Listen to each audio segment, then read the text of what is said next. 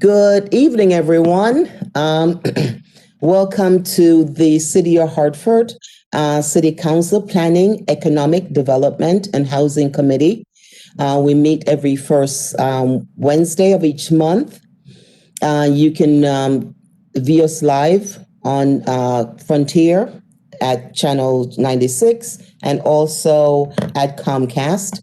Our committee members who are joining us tonight is our Council President, Molly Rosado, Councilman Jimmy Sanchez, Councilman John Gayle, anybody else? Councilwoman Marilyn Rossetti, and I don't see any other council members or committee members on our committee meeting tonight. But if they do join us, we will let everyone know.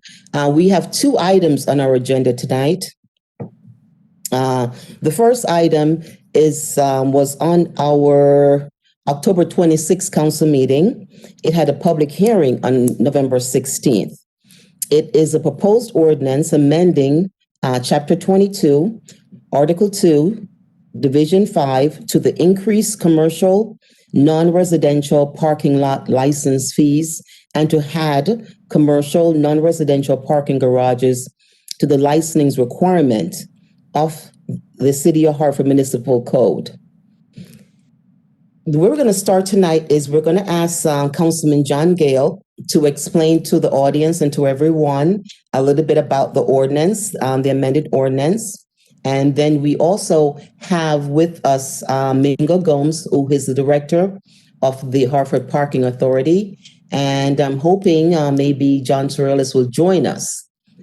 So we'll get going. And if he joins us, we'll just have him come in and join us. So John, you want to explain to the audience and everyone about the amended ordinance? Sure. Thank you, Chairwoman. Happy to be here this evening and to be able to discuss this very exciting ordinance change.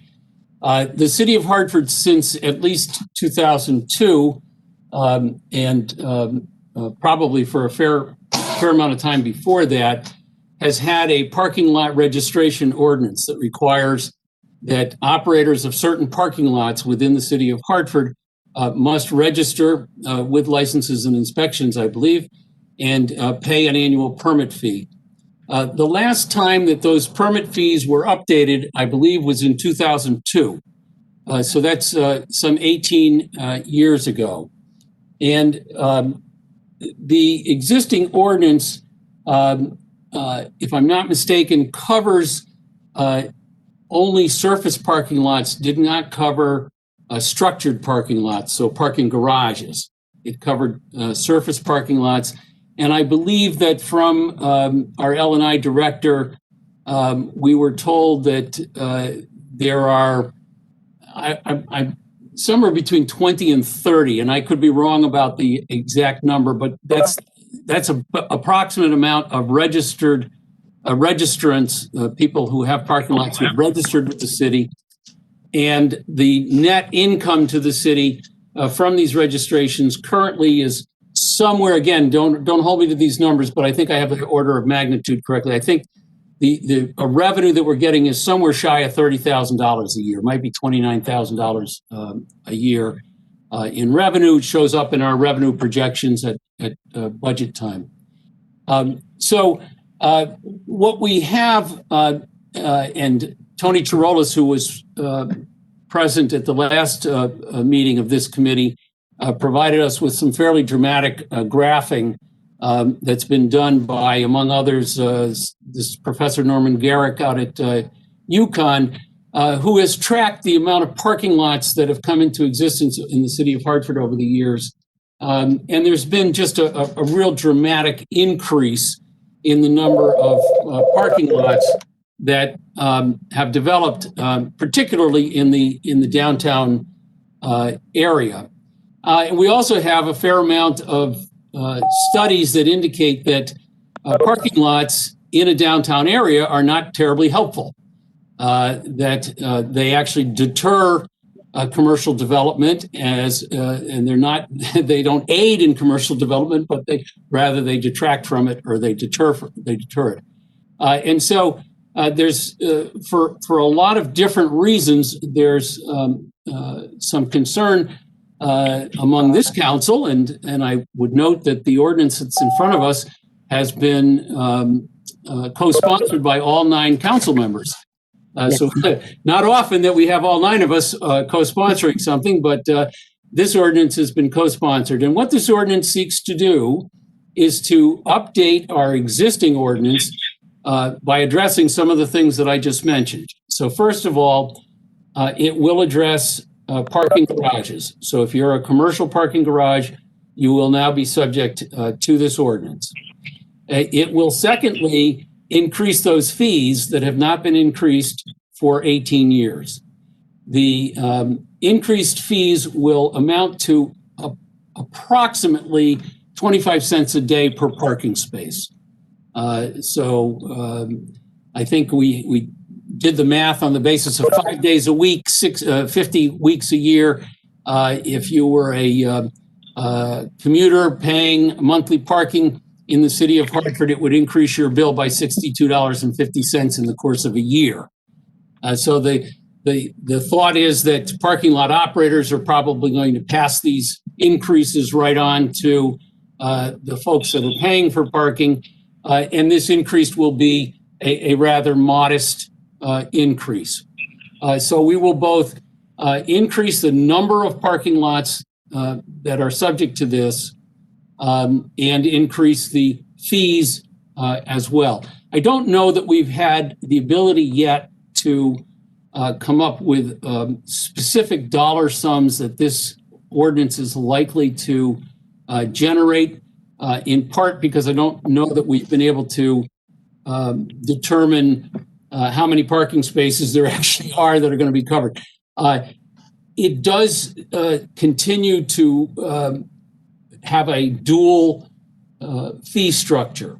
So if you're a parking lot or garage in the downtown business districts, which are defined in our new zoning code as simply downtown districts, DT, I think there's 3 of them. So if you're a parking lot in any of the DT districts, there's going to be one fee structure. If you're a parking lot outside of those, so that means anywhere else in the city, there's a second fee structure. And that's the way the ordinance is presently, and we're going to continue with that. This may have the beneficial effect of causing parking lot operators to think a little more critically about how many parking spaces they actually need. It may be that you're a parking lot operator, you're renting a parking lot with 100 spaces, but you're only filling up 25 of them at any one time.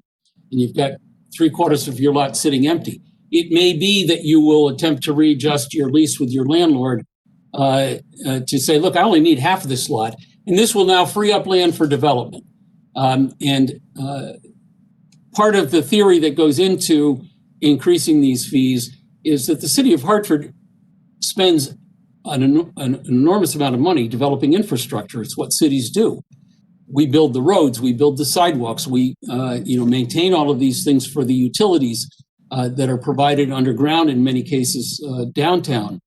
We provide the parks, the police, the fire, and all of that infrastructure expense is not terribly recouped when the user is a parking lot.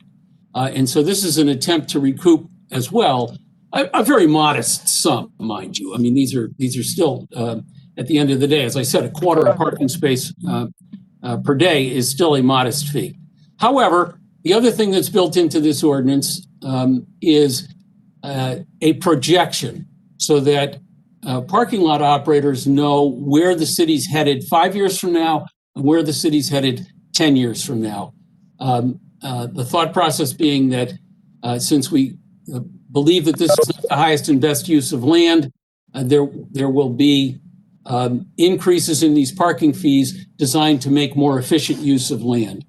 And so the increases that are built in suggest that it doesn't suggest, it says, 5 years from now, the existing fee structure will double, and 10 years from now, that fee structure would double again. Obviously, there's the opportunity to come in at any point in time and change these things. But right now, this council is saying, hey, this is our 10-year plan. This is where we see what we see as beneficial for the city of Hartford looking out over the next 10 years. So I'll shut up at this point. That's the overview that I believe addresses all of the changes that are set forth in the existing ordinance. Great overview, John. That kind of capitalized everything that we thought about in putting in this ordinance. And I think one of the greatest point you just made is that it will indicate to these parking lot owners or renters the fee structures for 10 years. So they'll know what their expenses will be. We have joining us Councilman Nick LeBron and also Councilwoman Wildelise Bermudez. Welcome, guys. We're just talking about the first item, the amended ordinance for parking. Also, actually, let me when you're done, let me jump back in because there was one part of this I did not mention that would segue right into Mr. Gomes. Exactly. Go ahead, Councilman. So one of the other things that's always been in the ordinance but hasn't been terribly well enforced by the city is our ordinance has always required landscaping around parking lots. It's always required that you maintain your parking lot in a certain fashion. We've not been great over the years in enforcing the landscaping requirements for these parking lots. What we built into this ordinance was adding the Hartford Parking Authority as another potential entity that could assist in the enforcement of this particular ordinance. The Hartford Parking Authority has eyes on the street all the time and could be extremely helpful. And so that's a segue into our director of the Hartford Parking Authority, Mingo Gomes, who I believe is with us and who has his own comments about this quite apart from what I just suggested. Yeah. Mingo? Hi, how is everybody? Good evening. Good evening. First of all, there's a couple of things that I'd like to mention. First of all, I do support the ordinance change. There's awareness and consistency in how the lots and garages display information to the public. As it goes to hours of operation, rates, it establishes and reinforces the current operating standards that Councilman Gayle just spoke about. And yes, it does push and kind of ask the lot owners to reassess how their land is being used, depending on how many cars they have on a lot. And as importantly, the aesthetics of the lots throughout the city, of course, have to improve as the city improves. But one thing that I didn't mention to Councilman Gayle, but also important for me to mention today is that the Hartford Parking Authority is launching in early 2021 a citywide parking study so that we could better understand what the needs of the parking of the city of Hartford are, especially with the loss of the Dono lots to development that's currently going on.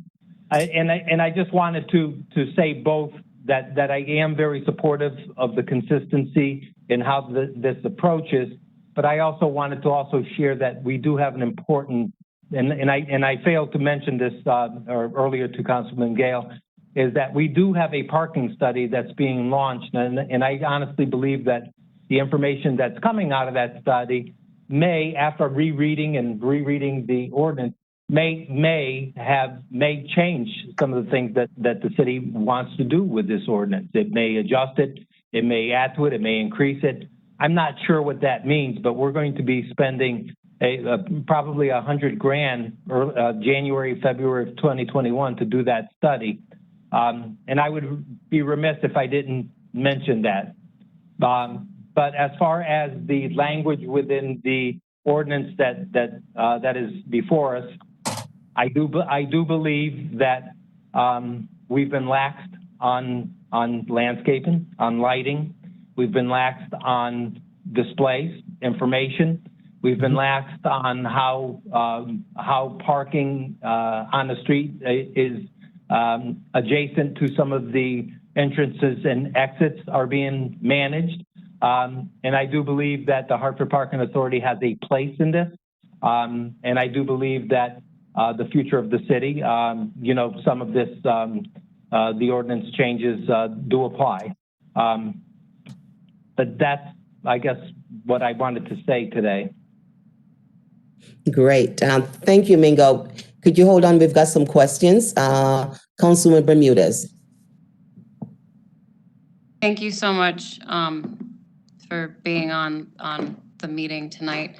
Mr. Gomes, would you be able to let us know when was the last time that there was a parking study like the one that will be conducted? When was the last time that was done for the city of Hartford? With all honesty, I don't know if there was ever one that was done citywide, Councilwoman. Okay. I can't put my finger, I was unable to put my finger on anything related to the Hartford Parking Authority. Okay. All right. I was just curious. Thank you. Councilman Sanchez. Good evening, everyone. So, and thank you for that question, with at least it's one of the questions I was going to ask, but I want to follow up on that. So right now we're proposing a 25-cent increase, and this is over 18 years of which we have not increased any kind of addition to the parking. So I'm just curious, from 18 years ago to now, before this 25% increase, what would have been the increase if we had calculated it? Do we know? Are you asking me, Councilman?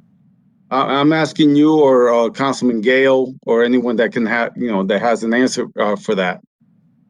Well, from a Hartford Parking Authority, I can tell you that since I started 3 years ago, I personally felt that the on-street, which is parking nonetheless, on-street was undervalued.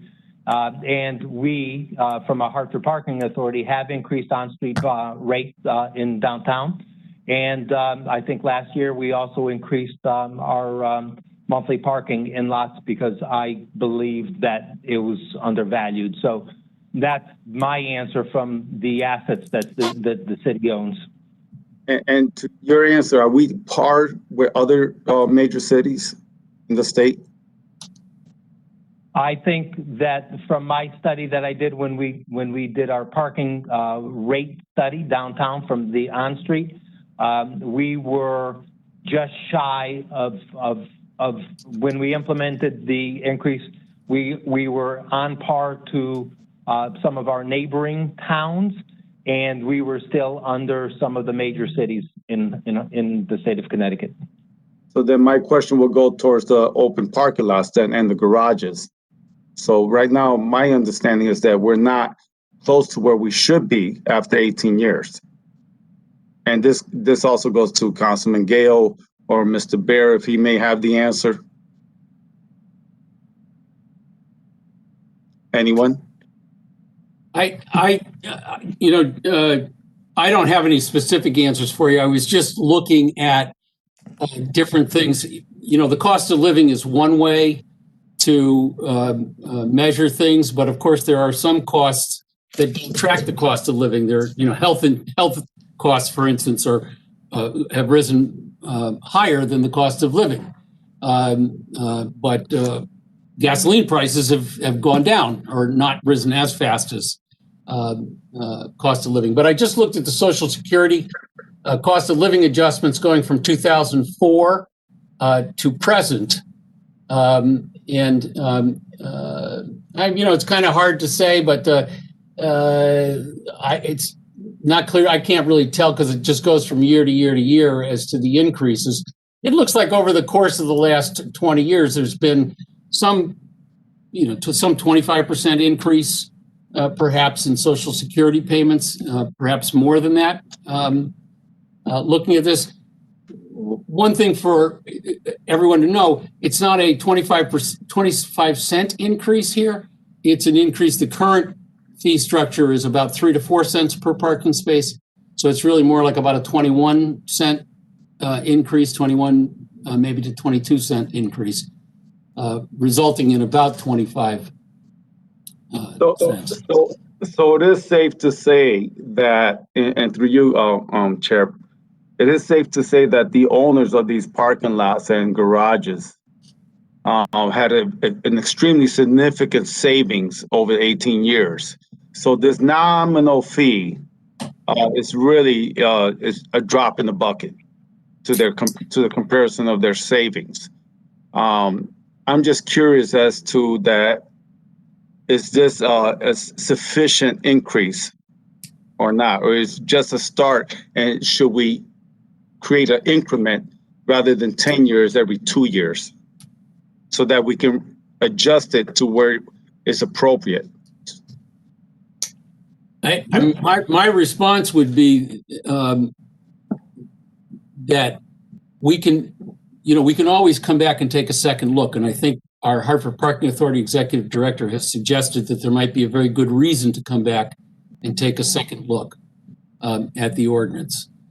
So we could enact what we have in front of us and see how it works. 3 minutes.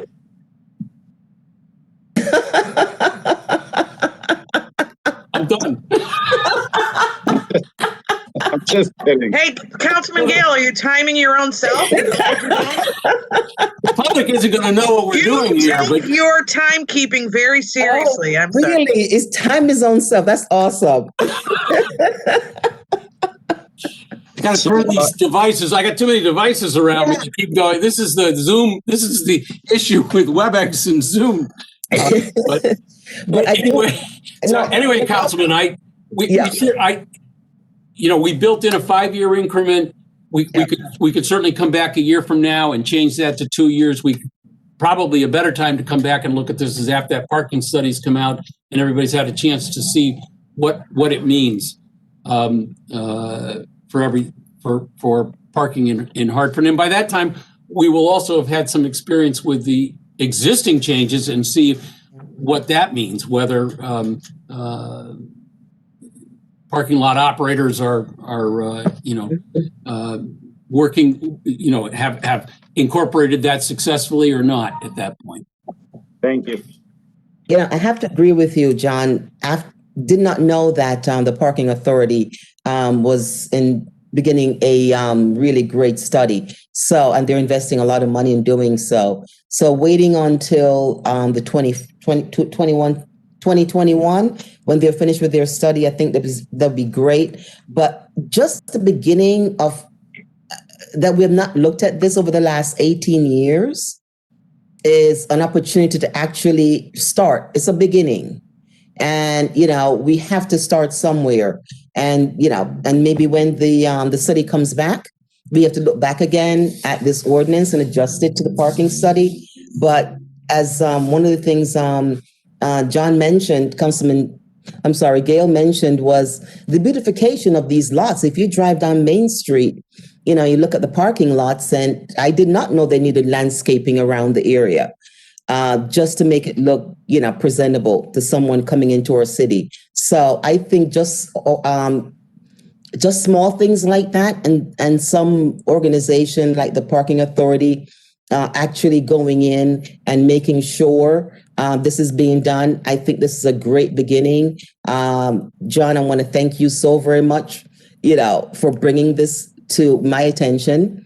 And Will DeLeese, I remember when we took office, one of the things Councilwoman Bermudez talked about to me sitting in her office was parking issues within our city. So this to me was a great education. And I want to thank both of you guys, for bringing this to the residents and to us so we can start a process of looking at parking over the last 18 years, which has not been done in the city. So that's my little 2 cents. Any other questions? Yes, I have another one. Oh, go ahead, sir. I'm curious, who enforces the landscaping piece? Is it zoning or license and inspection? Pursuant to the ordinance, it looks at the parking authority. Parking authority, okay, because it is. No, from my- not as of, this is Mingo Gomes, and I'm sorry to interrupt, but not as of yet.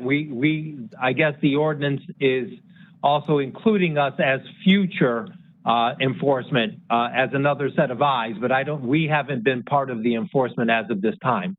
Right. As far as the landscaping. Correct, Mingo? As far as anything, whether it's the displays or the landscaping, but I agree with you that, Councilman, that there is a gap in who has been enforcing it and what the consistency in that enforcement has been. And I agree with the chairwoman and councilwoman that, if anything, just getting those standards up where the lots have no choice but to improve their appearance, I think would be a major step in the right direction. Right, I agree. And the reason why I asked this, and through you, Chair, again, is that I've dealt with so many businesses who are mandated to include into their projected business, whether it's existing or new, that they incorporate some type of landscaping, and they have to present and submit a plan of the landscape itself when it comes to small businesses. I just can't see how we're missing out on this mandate on the parking, lots as well. If I could comment, this is Randall Davis, Deputy Director at Development Services. Currently under our planning and zoning ordinances, when there are new projects, that is something that is incorporated, and we do have 2 zoning and enforcement officers who go out, and we do make, there are conditions on certain properties when they're doing work where they do have to include landscaping and things like that. And how about existing parking lots right now that has been missed for the last 18 years? Are we going to enforce that? So generally what happens when someone is doing some type of new project, there are conditions with what they have to implement, but just like a building that might not be ADA, it's not required necessarily to bring it up to ADA until they make changes. So to answer your question, if someone is making a change, they would have to submit a new plan, and that would get reviewed, and they'd have to bring it up to the appropriate standards. But if it's an existing property, they haven't done anything, no, we don't have something to enforce, making them put in new plantings and things like that. But if it's an existing plan and this ordinance has been in place for the last 18 years, let's go back 5 years, just to simplify it.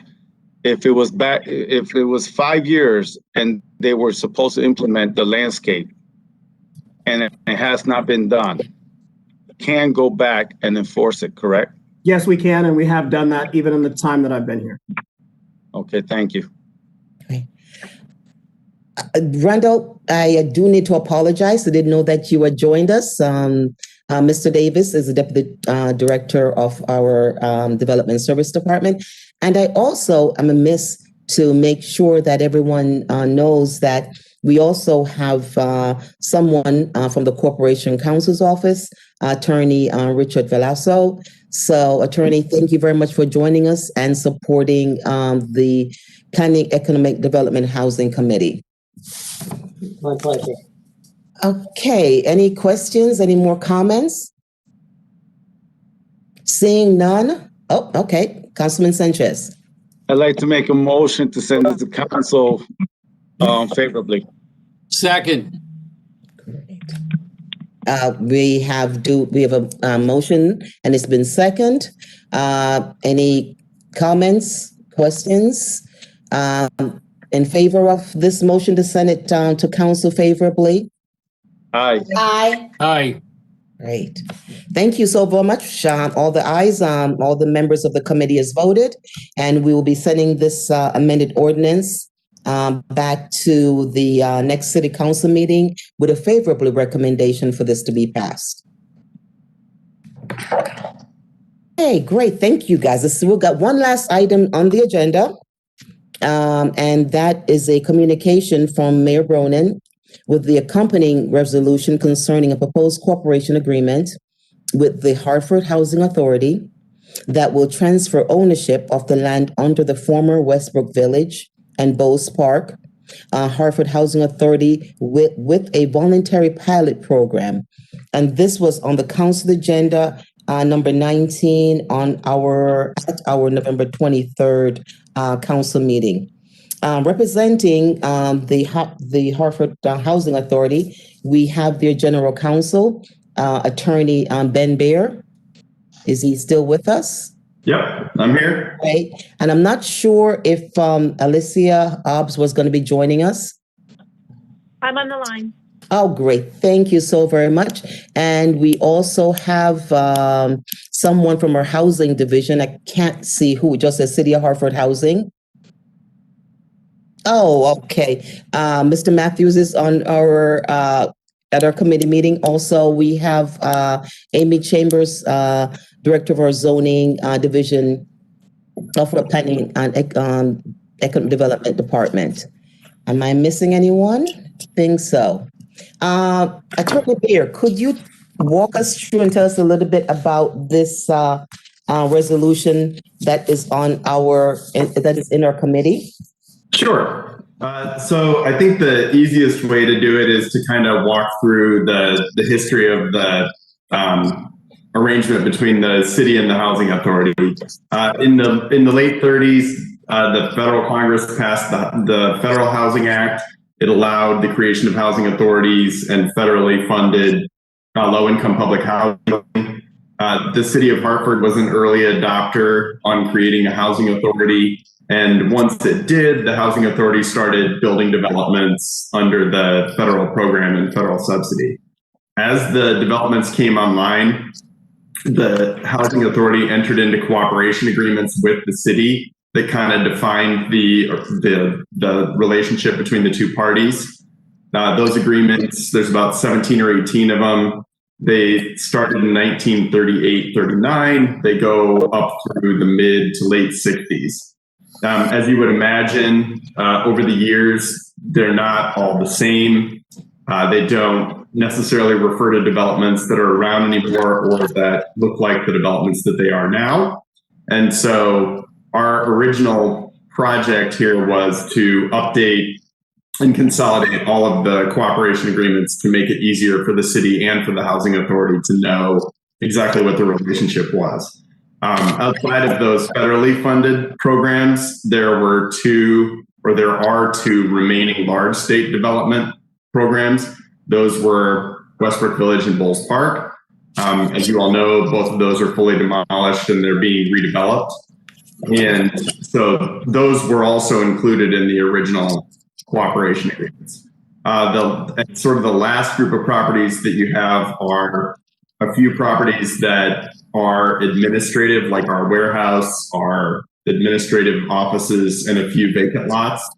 And those are the other properties that are involved here too. So the description of the resolution talks about the transfer of property, and it's a little more, requires a little bit of description here. So the original idea on the cooperation agreements was to consolidate them all, modernize them all, and have everything in one place to make it easier for both parties. Then during that process, we started to redevelop Westbrook and Bulls with our development partners there. This cooperation agreement that's before you now as a committee doesn't have any impact on the tax deals that were made for the individual phases for Westbrook Village and for Bulls Park. So I think all three phases for each one have a tax arrangement. This would not impact that at all. The only impact that this cooperation agreement would have on Westbrook Village or Bulls Park would be if for some reason in the future, the housing authority developed a phase there by itself. So without Penrose or JHM. And that would come up potentially if all the phases weren't done within the terms of our development agreement that we have with those developers, or if for some reason one of those developers ceased to exist or something like that. That's the only thing that it would have to do with those properties. Wouldn't impact deals that are done, would only impact deals that might be done in the future with the housing authority by itself. So anything, Westbrook 4, Willow Creek 4, if those come up, those would be separate tax deals, just like you've seen in the press phases. What this really impacts is, as far as taxes to the city or income to the city goes, is the Housing Authority is in the process of redeveloping or repositioning its portfolio. And that's being done by utilizing tools that are in the Housing Act, and also more recent HUD tools that allow us to transfer the buildings and the improvements to one of our instrumentalities, so it's still under the control of the authority effectively, and to be able to use other funds that we can't use now to do rehabilitation, like low-income housing tax credits, loans from the Department of Housing potentially, affordable housing program funds from the federal home loan banks, that kind of thing. We can't utilize those funds right now, but we'd be able to by going through this process. Once a development comes out of the federal housing portfolio and into a rehabilitated state using those kinds of funds, then the cooperation agreement provides that we would start paying a payment in lieu of taxes. So where the city was getting zero before, they would get something going forward. The first deal under this agreement that's going forward would be Mary Shepherd Place. And that transaction would be under this cooperation agreement. It's worth noting that there's one deal or one development that would not be covered by this particular cooperation agreement, and that would be Nelton Court and Nelson Street, which we converted at the end of last year. And so that one has its own cooperation agreement. It's very similar to this overarching one. That one just got done because, we were still in discussions with city staff on what the sort of broader stroke should look like for an overarching agreement, but we needed to get that transaction done because its financing was all in place and it needed to get complete. So I think that covers the broad strokes. Right. We also, I believe the development director, Alyssa Hobbs, is still on. Alyssa? Yes. Yes. Great. I know you're here representing the director, Annette Sanderson, who's unable to make it. Could you give us a little bit more information on this resolution? Sure. I mean, Ben and I are both representing, just for the record, Executive Director Annette Sanderson. But the resolution is intended to enable the authority to rehabilitate many of its units that are in need of rehabilitation. As Ben mentioned, it allows us to change a financing platform to one where we can utilize loans, low-income housing tax credits, and financial tools that we don't have access to now in order to make that happen.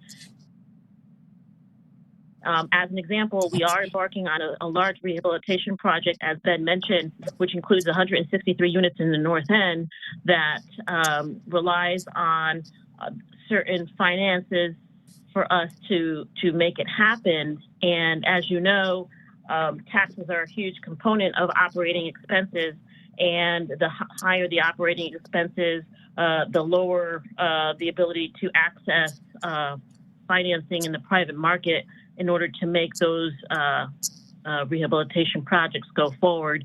So that is a huge component for the cooperation agreement that's before you today. Great, thank you. And who do we have from the city of Hartford? Mr. Davis, are you going to be talking on this resolution? It's Mr. Matthews? Director Matthews, there he is.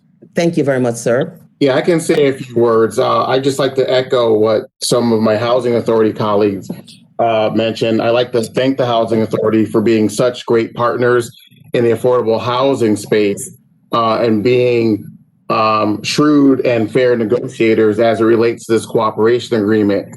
We think this agreement strikes a balance between giving the Housing Authority the free cash flow necessary to borrow funds on the market to complete anticipated capital improvements while also creating revenue for the city. I can leave it to the Housing Authority to get into the details, but DDS feels that the agreement works for both sides. Both sides benefit. This is a revenue stream for the city that we previously did not have. And the Housing Authority plans to put this cash flow to good use by borrowing money and continuing to provide safe and sanitary and affordable housing for our Hartford residents. So I'm pleased with the agreement, and it has DDS's full support. Great. Thank you, Mr. Matthews. Do you have any questions for the Housing Authority? I have a question. One of the things Attorney Beard mentioned that Nelton Court was not under this agreement. Mary Shepherd Place is.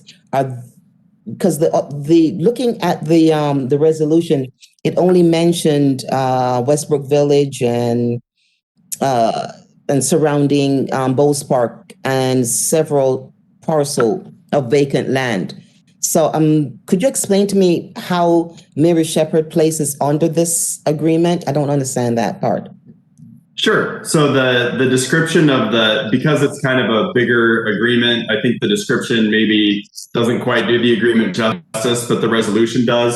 It talks about all the developments that are financed through the traditional federal funding model, which would include Mary Shepherd Place, and the other units that Elisa mentioned. It would include Smith Towers, Mary Mahoney Village, and all of those, as well as anything else that we own that was federally subsidized.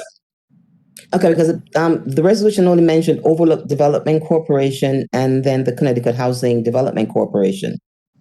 Are those the two instruments that all the other buildings are under? So I don't have the original. Let me look up the resolution here and see the last resolution copy that I have.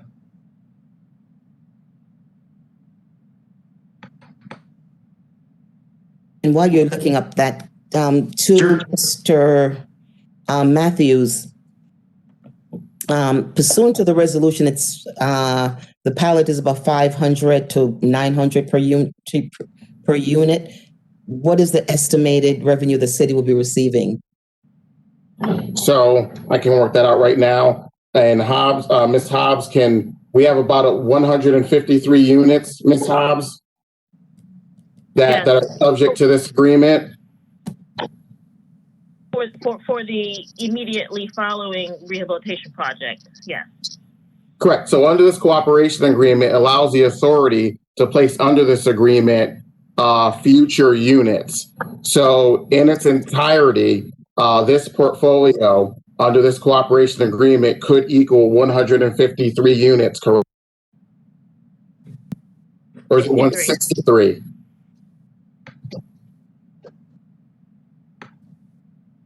So, so basically, we could max out at 163, base times 500 per unit, 81,500.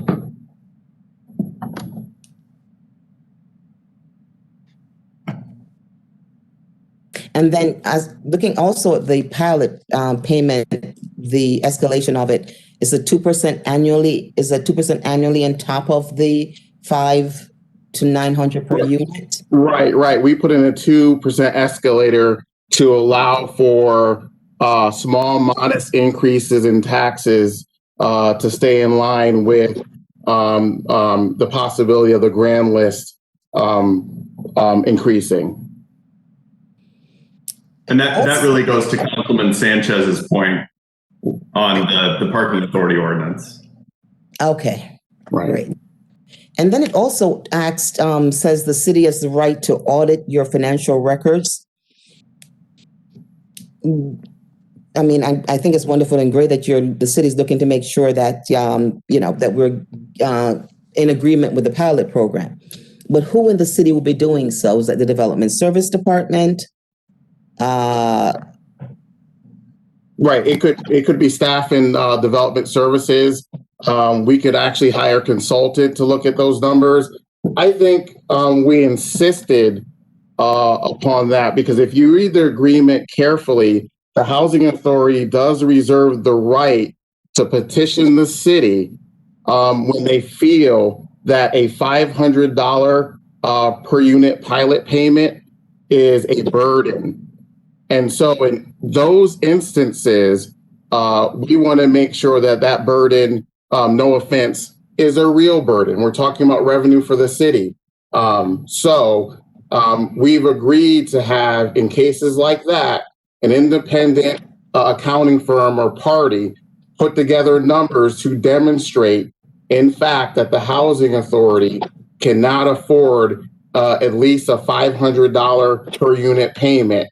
And in that new reality, the city can then look to those numbers and determine with the housing authority what number actually works to ensure successful operation of their units. Okay. And okay, so Councilman Gayle. Thank you. I don't know if Ben wanted to answer your earlier question. Was that I'll defer to Attorney Bear and then come back to me if you would. Okay. Attorney? If it's okay with you, Councilwoman, I'm ready to answer your question about the resolution just before we forget it. The first whereas clause says the housing authority owns and operates approximately 1,000 units of HUD subsidized low income public housing in the city. And that's really what we're talking about with the Mary Shepherd Place, Mary Mahoney Village, and the different Smith Towers and some of our different developments like that. And then it goes into Westbrook Village and Bowles Park, which you're correct are individually named. And then it talks about potential future developments with our two instrumentalities. And then the actual resolved clauses kind of speak to that whole portfolio. So I think that's how the resolution works as drafted. It was a little couldn't figure out if it was just only Westbrook Village or, So, okay, now that makes a lot more sense. Okay, thank you so very much for looking that up for me. Appreciate it. Okay, Councilman Gayle, let's finish Councilman Gayle. Then to you, Councilman Sanchez. All right, thank you, Madam Chair. A couple of areas I want to just talk about. So, just to make sure I'm understanding this, the impact of this resolution is going to affect approximately 1,000 units, correct? It would affect approximately 1,000 units of the current stock in the city of Hartford, yes. Current stock. So, and not included in that 1,000 units is Westbrook Village, Bowles Park, or Nelton Court. Those three are not included in the 1,000 units we're talking about. Right. Nelton Court already has its own deal that the council approved last year in 2019, which seems like an impossibly long time ago. And Westbrook Village and Bowles Park would only be impacted if the authority did a phase or phases on its own without its development partners, Penrose and JHM or anybody else. So it would only be if for some reason those deals ended and we had vacant land still and we did a transaction there. Yeah, so you're correct. It does not impact Penrose or JHM. And they're not part of the 1,000. When you add up to 1,000, we're not adding any of those units to get to that Smith 1,000. So, correct.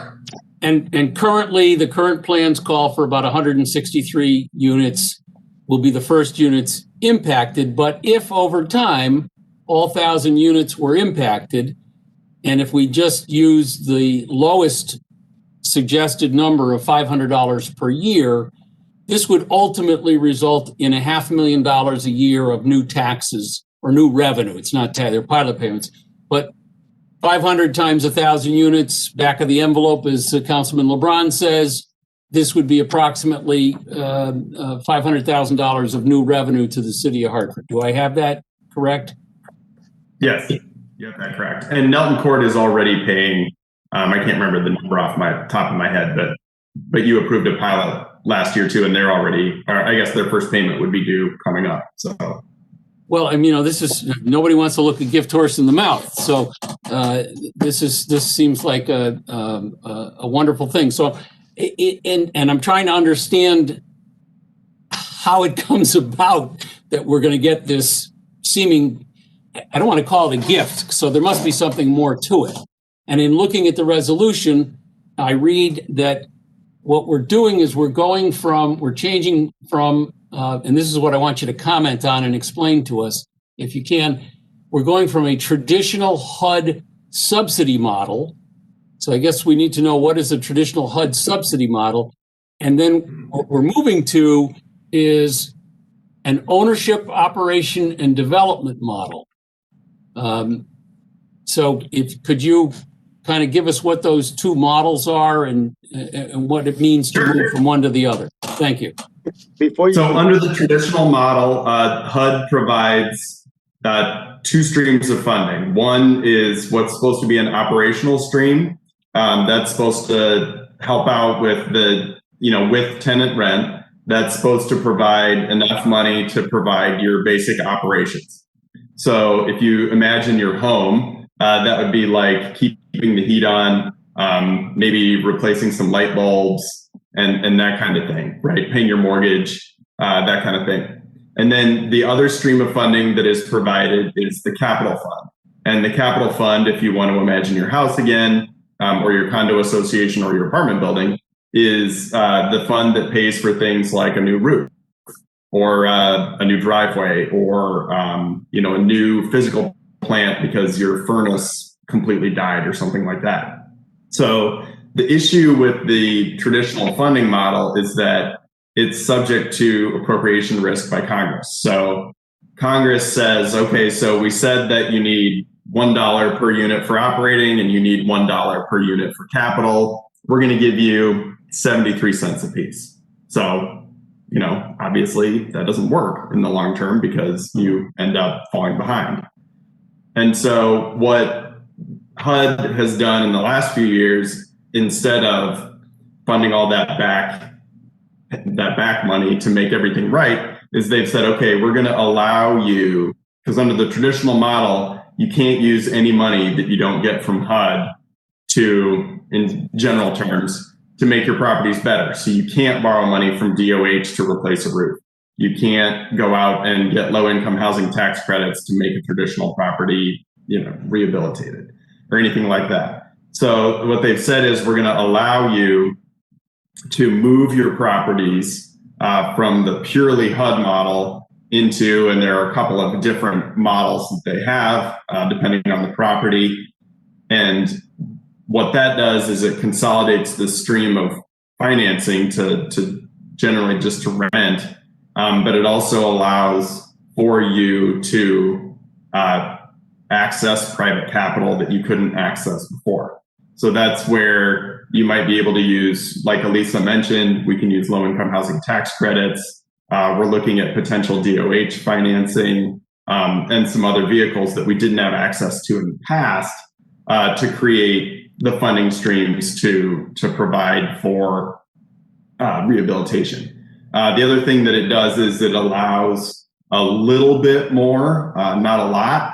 And I appreciate Brian saying that we were fair negotiators because it allows for a little bit, but not a lot more excess cash. And so that is one way where we're able to make a pilot payment. Now, the important thing to remember too in all of this is that existing tenants do not have an impact on their day-to-day lives as far as their pocketbook goes. So if, like Nelton Nelson is a great example. So we converted that last year under the rental assistance demonstration program. And for the day-to-day life of a tenant, it changed in that there's a new property manager to go talk to if they need something in their apartment, but it didn't change as far as their pocketbook goes. So as far as their percentage of the rent, it's still income-based, it's still restricted the way that it was before.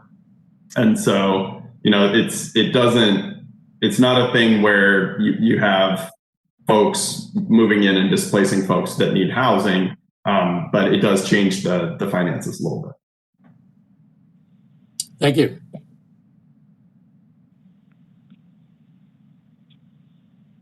I'm sorry, Councilman Sanchez, go ahead, sir, sorry. Yeah, so I just want to try and kind of simplify this, right? And correct me if I'm wrong, Attorney Bear and Ms. Hobbs.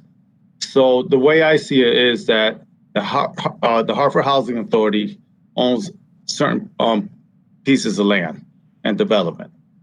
And in order for us to enter into this agreement, what we're doing is relieving them of the operating costs, which then in turn helps them receive the loans that they need to further move on to other development.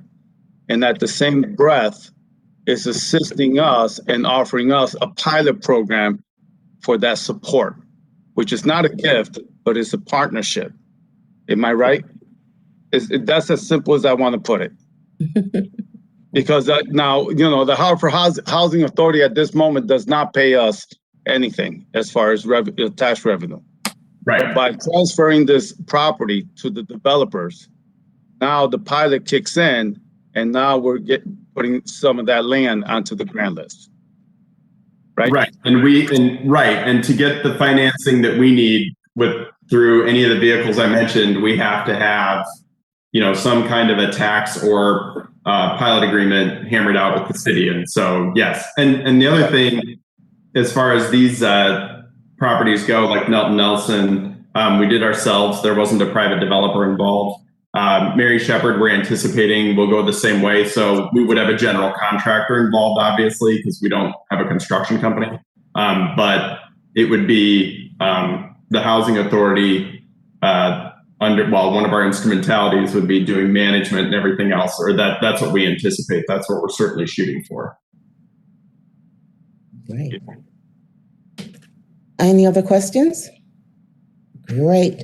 Attorney Bear and Ms. Hobbs, I want to thank you guys so very much. You've done your director very proud. I know she's unable to join us this evening, but you guys certainly represent her famously in answering our questions and getting a better understanding of this resolution. Mr. Matthews, do you have any other wisdom you would like to pass on to us before we go any further in this resolution? I do not. I'm all set. Okay, great. Thank you, sir. Councilman I'd like to make a motion to send it to council with a favorable recommendation. Second. Right. The motion is properly first and second. Do we have any questions, objections, any other concerns? So can we take a positive roll call and forwarding this resolution favorably back to the city council? Aye. Aye. In favor. Good. Councilwoman Rossetti? Oh, yeah, aye, fine. Sorry, Oh, got great. distracted. Saw on the chat, Councilwoman Rosado said she is recusing herself. Thank you very much, Councilman Bermudez. I didn't look at that. Okay, so the Council President Rosado is excusing herself from this vote. So hearing no nays, and the resolution is passed positively to send the resolution to our council with favorably recommendation for them to pass this resolution. Hearing any comments, concerns? If not, that was the only two items under our agenda. I think we got this done in really record time, in an hour and a half. So I want to thank all the members of the committee in joining us. So I also want to thank our City of Hartford staff, Mr. Matthews, Mr. Davis, and also Attorney Vasallo for working with the PD&H committee. I am going to recommend that we call this committee to a close and wishing everyone a safe evening. Thank you. Thank you. Good night. Everyone. Thank you. Be safe.